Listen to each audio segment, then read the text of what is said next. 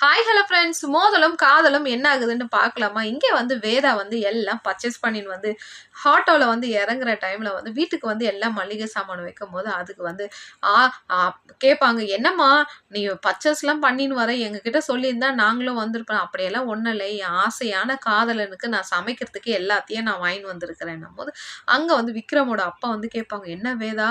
மீன் நண்டு நம்ம அந்த மாமா எல்லாமே இருக்கு மாமா, ஒரு புடி நம்ம எல்லாம் சமைச்சுன்னா நீங்கள் யாரும் ஹெல்ப்புக்கு வரவா, நான் சாப்பிட வந்தால் மட்டும் போதும்னும் போது என்ன வேதா ரொம்ப ஸ்பெஷல்னும் போது, இல்லை இன்னைக்கு விக்ரம்க்கு வந்து நான் சர்ப்ரைஸ் கொடுக்க போகிறேன்னும் போது அப்புறம் எல்லாத்தையும் சாமானெல்லாம் கிச்சன் கேட்க போகும்போது அப்போ விக்ரமோட அம்மா வந்து சொல்லுவாங்க, ஐயோ பாவா,